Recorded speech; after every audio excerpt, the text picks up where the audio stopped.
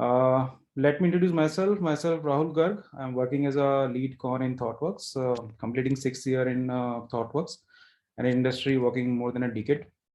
And today in this, the next talk, I'm going to be talk more about our experiment, what we have done with AWS EMR on the optimization space. So let me start by sharing my screen.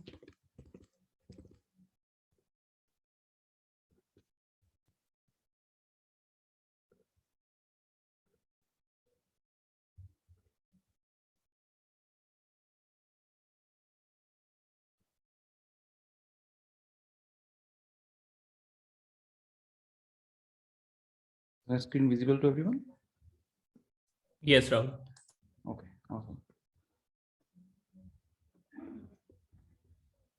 So today, as mentioned, that we will talk more about EMR optimization approaches, right? What we just tried in our one of the data platform. We are working more than a year.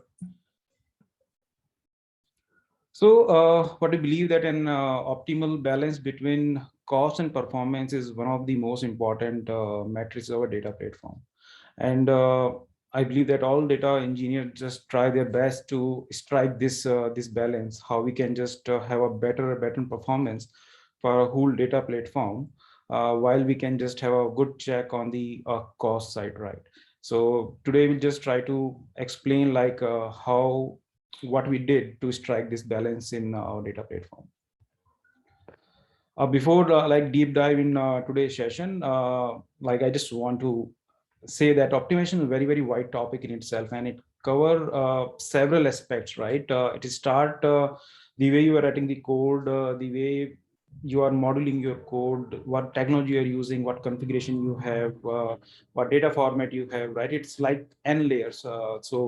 And I would say anything under the hood in your whole stack, right, which can be optimized in a different ways. So but today we will just more focus on our experiment with the EMR space only, right? What we did couple of more things, but maybe we'll talk some other day on those verticals. So let's try to see the pre-optimized cluster state. We were using EMR 5.27, and we were using M5DX large machine for all the loads running for core and task nodes.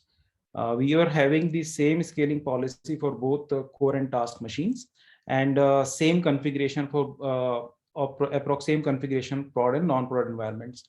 So let me just try to explain core and task machine, because those will be used again in today's talk.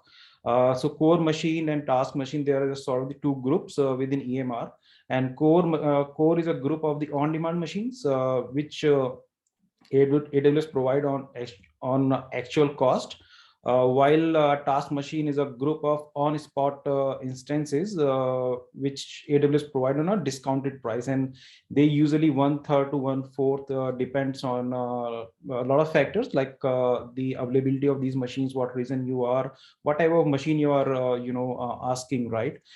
So this is a sort of the same capacity, same machines, but on a very cheaper price. Our cluster was not too big, but this is our cluster configuration, that we were having core machines range from 1 to 10, and task machine range from 1 to 30. And we run sort of 3 workload on this cluster, right? First is AM. AM will be used again and again in this talk, which is a Spark application master. So I will use AM moving on in the talk. And executors is again Spark executor, which run through Yarn into our EMR cluster. And we were having AM is like 1 CPU and 2 gig because we are not using any collect calls. So we were just having these thin AMs, which is working fine for us. And then we have the 2 type of executors. One type of executor is a 2 CPU and 6 gig, and the other executor is a 4 CPU and the 12 gig. Depends on like what sort of the job we run. We just choose the executor accordingly. So let's try to understand like what sort of the challenges we were having from the optimization perspective. So and this is the default behavior of EMR scaling and how this is just posing one of the challenge to us. So in our cluster, as I mentioned, that core nodes ranging from 1 to 10 and the task node ranging 1 to 30. By default, when scaling triggers, EMR first add all the core nodes until it reaches to its max defined limit, which is 10 in this case. And after that, it start adding more and more task nodes. Core nodes, as already mentioned, that they are on-demand instances, they are expensive machines, while task nodes are on-spot machines, which is cheap as compared to on-demand machine. So if you see into the figure, the pink part, we start from one core to one task, and when scaling triggers, EMR first adding all the on-demand machine, the core machines, right? Until it is reached to the max defined limit, which is 10 for us. And after that, if it is require more resource, it will add more and more task machine to the max defined limit, which is 30 for the task nodes, depends on the load. But it is creating a one problem that in the pink part, all the on-demand machine is there and it is running both AMs and executors, right? AM meant to run on on-demand machines because if your AM go, you can't retrieve your application, right? Your application will just fail, which you don't want. But executor are meant to run on task node, the on-spot machines, because they are cheap and you require a large amount of resources for executor. So it's recommended you run on them. But this default behavior was leading that whatever initial like capacity you are having, your executor also running on this on-demand machine while they could have run on somewhere on the cheap machines, right? So it is creating some sort of the optimization problem that how we can just solve this verticalization properly and ensure like on-demand machines will be used to for exact use case what is meant for.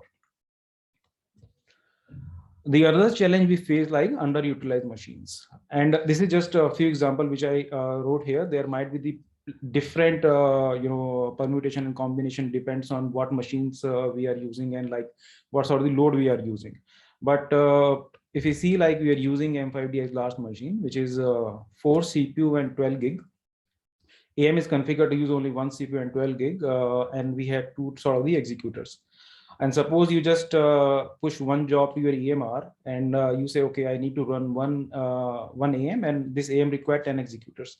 So what will happen that in one of the core machine, your one AM will start and one executor will be, also take place on this machine.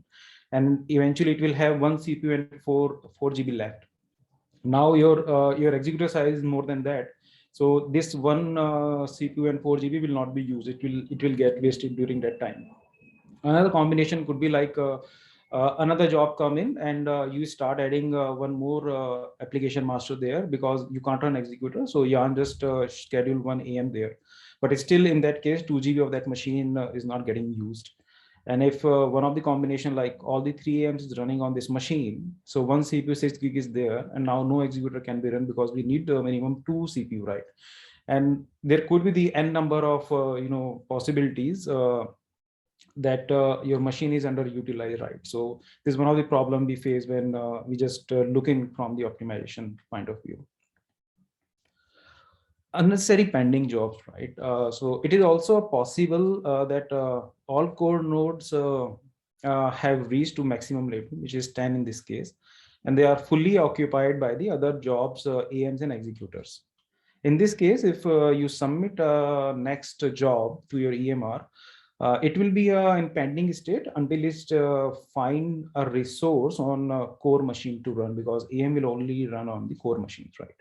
So let me try to explain this through this image, right? So in the green bar, right, everything is being occupied, and your node don't have any resource. They are already occupied with few AMs and a lot of executors running on these machines. And if new executors required, a task node is getting and now they are running. But they did not left any space to run additional AM, and your job will be in pending queue, right? It is not very frequent scenario in real world, but it will we face this couple of time, right? Your job is waiting while your things is you have all the machines at your disposal, which you don't want, right? one of the another challenge we face, right, that this same scaling policy. Ideally, core node should not have very aggressive scaling, because EMR attach SDFS to these nodes, which takes certain time when you scale up or scale down these machines. So EMR suggests, like, if you have on-demand machine, the core machine, you should not do very aggressive scaling. While task nodes are meant for aggressive scaling, right? You can just do as quickly as possible, because it is fast. Upscale and downscale is fast as compared to the core machine, because of the one of SDFs and few more things, right? But as we mentioned that we don't have the verticalization the way resources are being run on these machines. It is hard to just think the scaling policy just by one resource, because my core machines are running a smaller container, which is 1 CPU 2 gig AMs, and they are running the different executors container, which is 2 CPU 6 gig and like 4 CPU 12 gig, right? So as different sort of things are running and their use case is very different, it's hard to tune scaling policy to the nth level to keep both things in mind, right? So these are the few things we faced, and this is the summary, right? What our issue is saying, right? That higher cost as executors are running on the core nodes, underutilized machines possibilities, right? Depends on the different combination loads running on your cluster. Longer pending queue for any submitted job, not frequent but possible things. An issue with the aggressive scaling on core nodes, right? So let me just give you 5 to 10 seconds and sink in, and if you have any question, you can just start putting in QA session while I just move to the next slide. So let's wait for 5 seconds for that.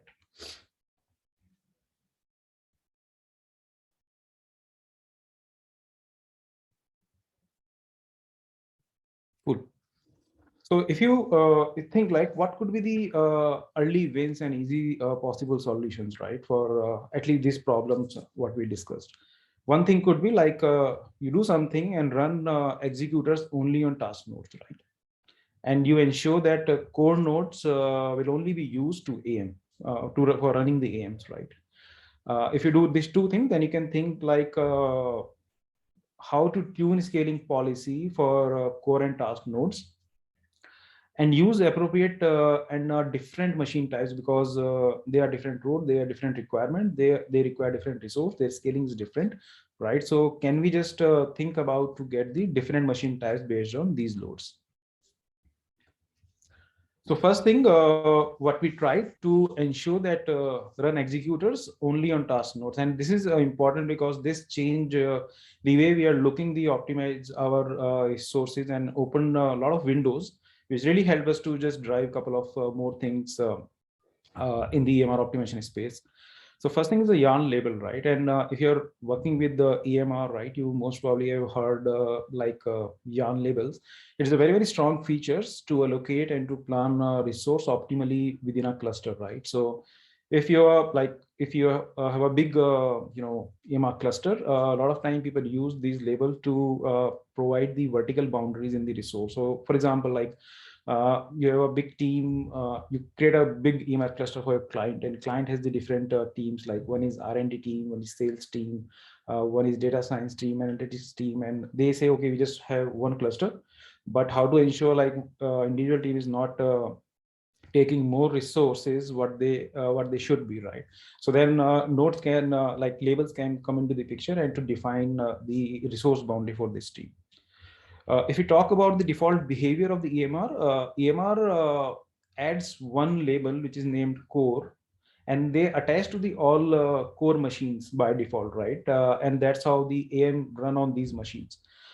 And when we just looking, we thought like, why not we just leverage the same behavior and extend the same behavior to the task machines, and to ensure like we have the two sort of vertical resource which is partitioned by this labels, right? And for that you need three things. First thing, you need to have a new label of your choice, whatever you want, you can pick a name. Then you need to ensure to attach this label to the all new machine which is adding to your cluster. And the third thing, you need to ensure to use those labels while you are submitting your jobs. So first thing you need to add, right? So what we did, like during our EMR cluster, when your master node is getting booted up, we added a bootstrap action there. And we added a new yarn label there. And we just choose the name task. You can pick whatever you want, right? So cluster getting up, machine is, your master is bootstrapping. We added a new label, which is named task. Now this label need to reach and attach to all the nodes coming into a cluster. So we run a bootstrapping process to all non-master machines. It means no matter it's on-demand machines or on-spot machines, when they are adding to the cluster, we run a custom script as a bootstrap process. And we identify like, what type of instance is this, if it is a on-demand instance or is a on-spot instance. And you can get this information easily through AWS metadata APIs.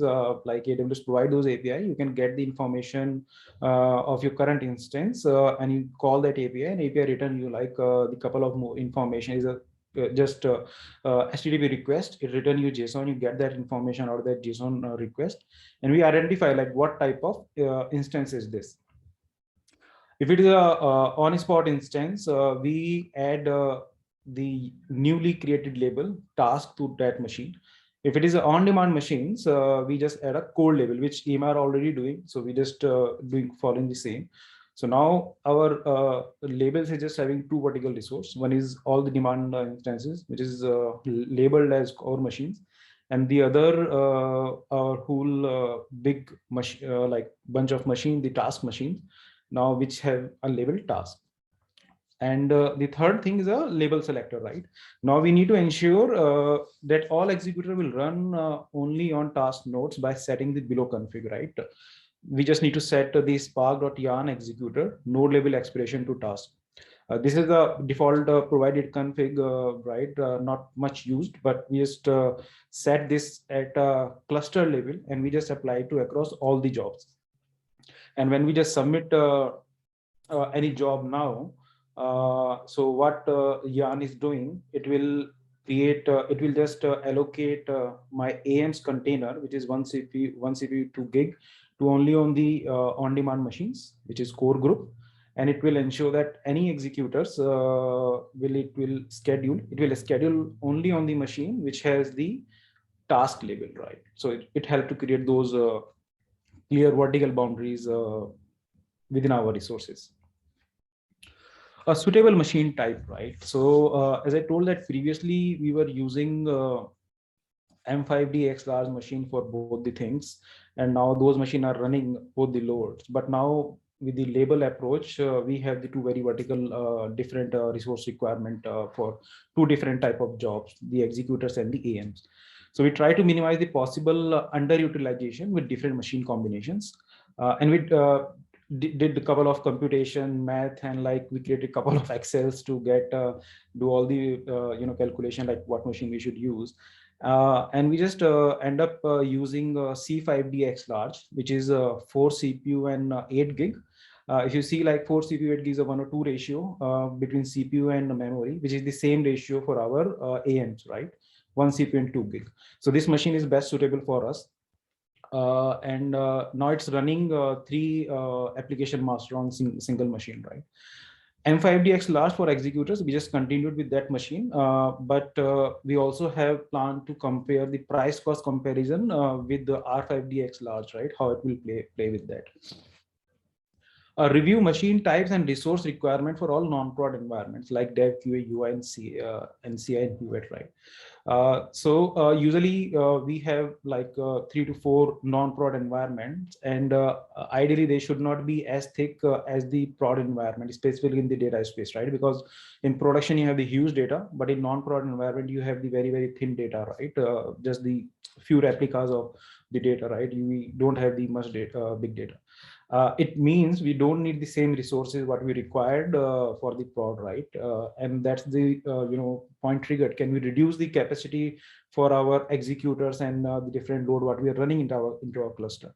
And what we did, we just reduced the capacity by half for all the non-prod because they did not have any much data. So It did not, adversely affect any job and their performance. And with this few changes, few analysis and few tuning, we just able to reduce a lot of, extra costs we're paying in our, non-prod environments. Initially, we were using the M5DX large machine for non-prod, and when we reduced the capacity for executors like 2 CPU 6 gig to 1 CPU 6 gig, we ended up using R5DX large machines, which is 4 CPU 32 gig, right? And the thing is that if you talk about the prices of M5DX large and R5DX large machine, it is only a 10 to 15% difference within the on-spot prices.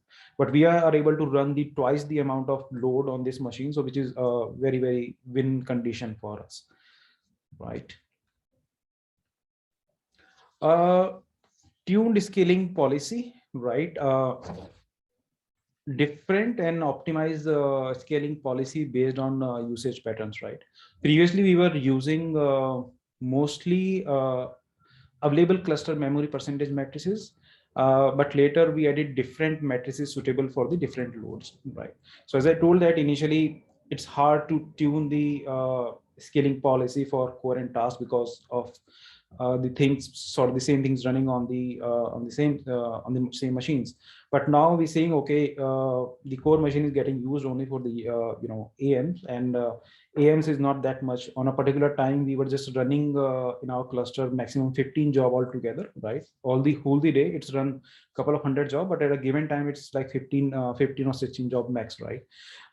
And we just remove the everything else and just fall back onto the app spending matrices for the core machine, right? So we say, like, if one machine is coming a core machine, it can run 3 AMs, and if any job is in pending state, you can just for more than 5 minutes you can add another core machine.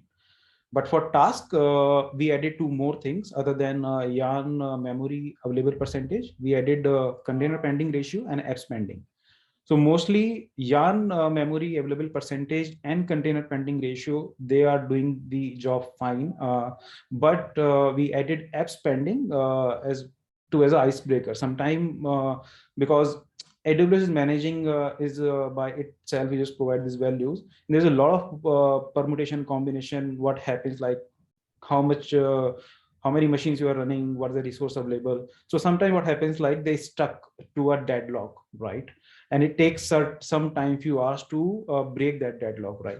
So we just added apps pending as a deadlock breaker, that if certain things is there and you're not able to scale up, apps pending will be increased certainly because they are not getting resource, and in that moment this scaling will trigger and add more machines, right? So it helped us to sometime where both things are not working, the other match is not working, and they stuck into some things, and it's really hard to get like why they stuck, because you don't have much control, and sometimes you don't get that logs also. So in that moment, the app spending helped us to break that one. While in the scaling one, for both core and task, we just ended up using yarn memory available percentage and apps running, right? And when we did that, it just really played very well, right? As I told, we were using M5DX large machines, core machines, which is maximum 10. After these change and the scaling policy change, we were using mostly 1 or 2 machines for the core machines, and maximum it is reaching to 4 machines in our prod cluster, right? So it reduce we reduce the size from M5DX large to C5DX large machines, and we reduce the number of machines which was running from 10 to 3 to 4 in max range, right? Because it is not getting used to run all the executors, and executors are running on the cheaper machine, the on-spot machines, which you can have the different combination in EMR. You can have the instance fleet combination to ensure, like, if something is not available at particular time, you can just add another machine, right? Upgrade EMR. This is also important because AWS continuously working on the cluster enhancement and the optimization, right? So while we're doing this thing, we came to know, like, EMR also introduced one thing, which is like Apache runtime for Spark, and which were actually running on Spark 2.6 or 7, right? But it added the new feature of the Spark 3. Spark 3 just added a couple of cool features like dynamic partition pruning, data prefetch, and eager executor allocation, right? So even the EMR 5.32 or 3.33 version, one of that version, it is using the Spark 2 version, and but it has some goodies from the Spark 3, and EMR just provide their own runtime. EMR already in the EMR 6 stage, and they are running fine. So if you can migrate to the Spark 3, because you need to have the Spark 3 for EMR 6. So if you can upgrade your cluster and your Spark to 3, you should try to jump to the EMR 6.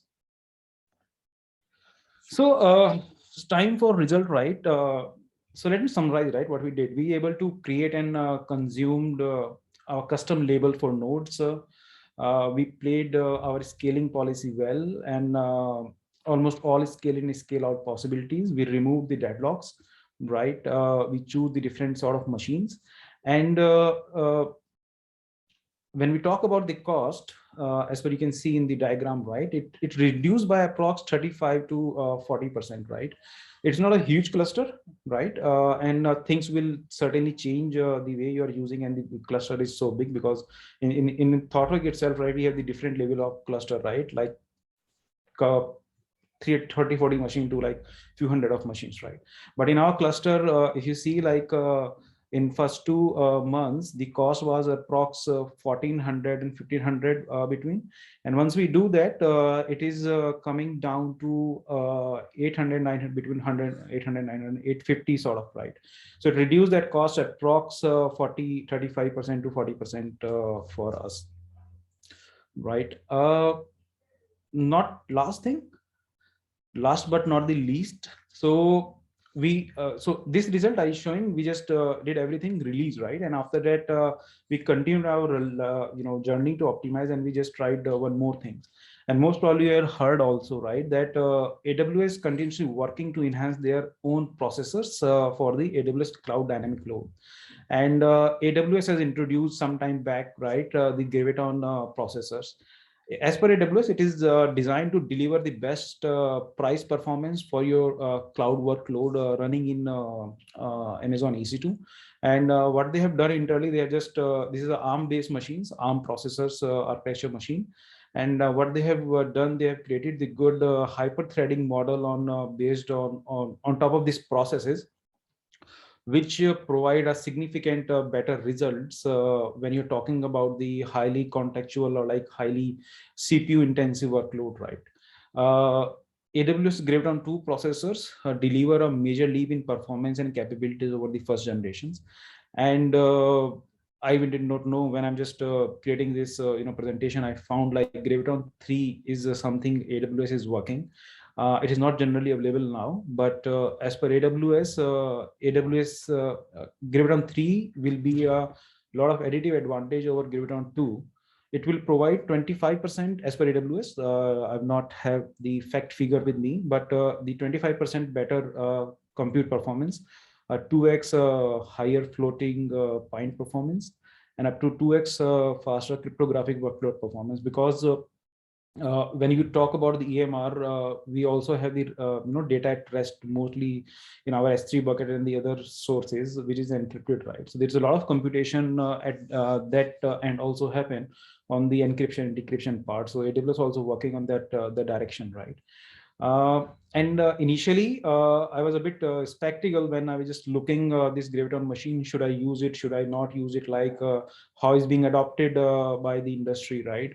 But when I searched more, I found like a lot of independent benchmark survey has been done for like Graviton machines, and one of them is the Cockroach Lab, which is the distributed SQL and like growing attraction these days. They done like a good comparison between different clouds and within cloud resources. And when I just looking their report, it just clearly mentioned that Graviton machine outrun all the other competitor within the AWS space, right? which provided the better cost performance and the overall performance also when you're running to the hyper threading, highly CPU intensive workload, right? And so we just thought like, why not we just give it a shot to that.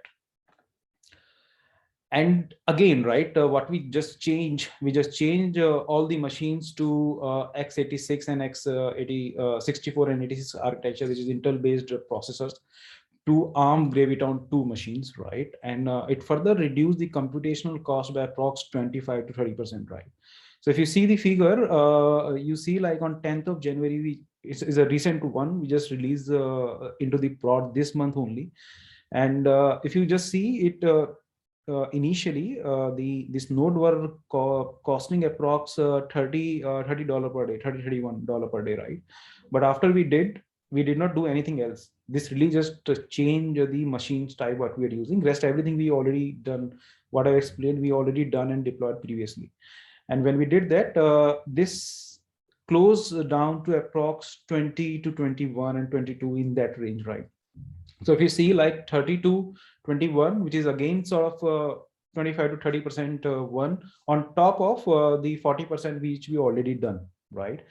And if you are familiar with the Spot instances, you might know like the way AWS work, it can reclaim the Spot instances, right? If you're using the Spot instances, which AWS gave you on the cheaper price, it can ask you, okay, someone else asking on the higher price, I'm just reclaiming my machine. And it will send some notification to EMR cluster, and within the 5 minute, EMR release those machines. That's how it works, right?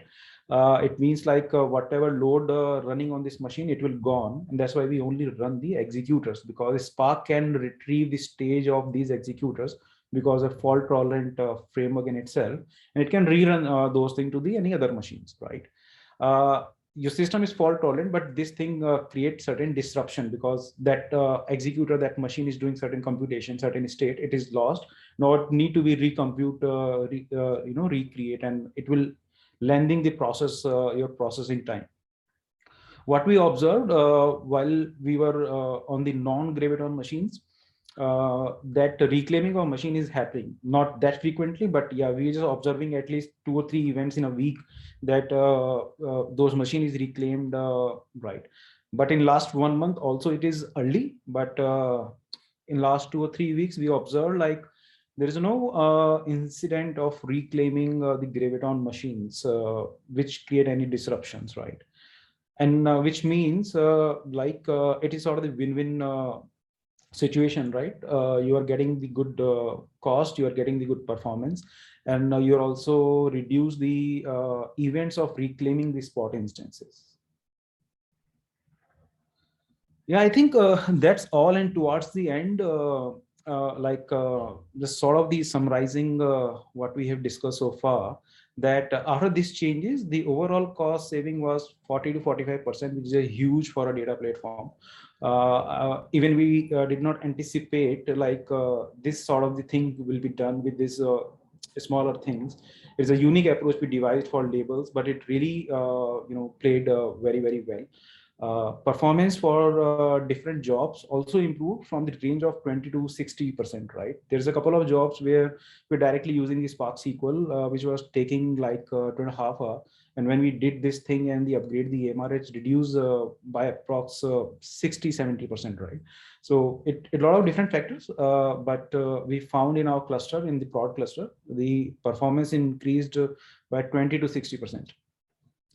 The mentioned figures have several variables, right? That include the server configuration, server load, type of executors, data volume, file format, the storage pattern, framework, and their version, and several more things, right? So I'm not sure like this will be like 40-50% for you if you try this thing in your cluster, but certainly it worked for us. Result is very, very promising. It's not too hard to make these changes, and I believe that it will also work for you. And purpose of this talk is to bring these few techniques, idea, and learning what worked for us, and hopefully they will be play well with you. So give it a try. I would certainly recommend to review the cluster from the lens of the mentioned points, right? just maybe possible you will find something and share back, but just to look in that perspective, is there any feasibility or not? And you might be running the bigger clusters, right, where you have the combination of the core and task in a different level and different executors. But look through these lenses, and it might just provide you open certain windows through which you can find more optimization, possibilities. And as per my experience, I will certainly say give a try to Graviton machines. And soon Graviton 3 will be a big addition to this kitty. I'm flattered with this thing because a small change. We did not need to change anything in our job, like code. Just need to be changed few things, few setup scripts, where we are installing few things based on x86 or 64 architecture. Those scripts need to be changed, which is like a few line of change, and AWS tell you like what is a script for Graviton 2 machine, because they are ARM processor, the architecture is same. But you don't need to be, we did not need to change, but most probably you don't need to change anything in your code, because JVM will take care of everything when they run on this architecture process, right? So I think that's all I have today. And thanks again for your time and joining today.